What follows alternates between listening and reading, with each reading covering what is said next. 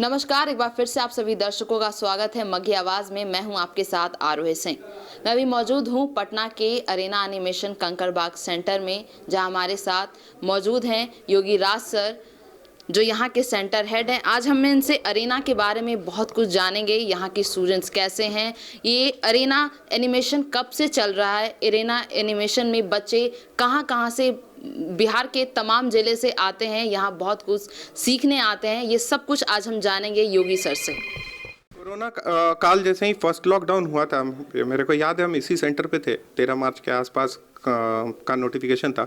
Arena animation इससे 10 साल पहले से ही एरिना ऑनलाइन है, ऑनलाइन यूनिवर्सिटी है और हम लोग जीमीट को यूज़ करते थे।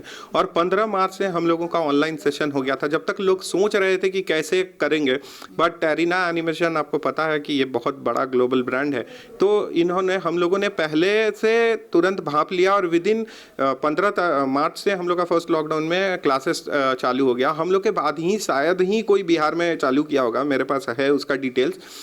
और जो है ऑनलाइन हम लोग के स्टूडेंट है क्या कि अब वर्क फ्रॉम होम करना है, घर से काम करना है, तो घर से काम का क्या कल्चर है, तो हम लोगों को ये पहले से पता था। और हम लोगों के स्टूडेंट के लिए कुछ नया नहीं था, क्योंकि हम लोगों के स्टूडेंट जो थे वो अपना ऑनलाइन यूनिवर्सिटी पे किताब पढ़ते थे और वर्चुअली हम लोग पहले भी इंटरेक्ट कर चुके थे वर्चुअल मीट में, इसलिए कुछ नया नहीं था। प्रभाव हम लोगों के ऊपर कुछ खास नहीं पड़ा। इनफैक्ट लर्निंग का जो प्रोसेस जो चेंज हुआ, आप देख रहे होंगे बायजूस जैसी कंपनी कितनी ऊपर आ गई उनका शेयर, बट हम लोगों के ऊपर उतना कुछ प्रभाव नहीं पड़ा।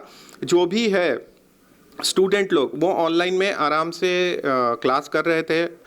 लगभग 80+ अटेंडेंस था हम लोगों का। वो लोग प्रोजेक्ट बना के भी रेगुलरली भेज रहे थे और हम लोगों के पास इवन आपका ऑनलाइन एडमिशन भी था। हम लोग ऑनलाइन एडमिशन भी दे रहे थे। ये फर्स्ट लॉकडाउन का बता रहे हैं। सेकेंड लॉकडाउन और थर्ड लॉकडाउन तो एक माइनर था, जिसपे कुछ असर ही नहीं पड़ा, जिसको बोलेंगे कि ये ओमिक्रॉन के समय में। इस समय तो सब बच्चे पहले से भी अवेयर थे और पहले से सब चीज़ जान रहे थे कि कैसे मीट करना है, कैसे क्लास करना है। और इनफैक्ट हम लोगों को कोरोना से कुछ सीखने के लिए ही मिला, यही हम आपसे कहना चाहेंगे। और लोगों को, हम लोगों को तो पहले से पता था, बट मेजर लोगों को, बहुत लोगों को पता चला कि चलिए बेंगलोर में कंपनी है लेकिन हम बिहार में बैठ के काम करें। आज भी हम लोगों के लगभग 60% लोग हैं एरिना के जो वर्क फ्रॉम होम में जॉब कर रहे हैं, आज भी काम कर रहे हैं, क्योंकि कंपनीज के पास इतना अभी पैसा नहीं है इस सिचुएशन में कि वो लोग करोड़ों रुपये का इंफ्रास्ट्रक्चर को अडॉप्ट कर ले। और इनफैक्ट कंपनीज को भी पता चला कि करोड़ों रुपये का इंफ्रास्ट्रक्चर के बिना भी काम हो सकता है, सिवाय इंटरनेट के ऊपर, ठीक है, जिसको वर्क फ्रॉम होम हम लोग बोल सकते हैं।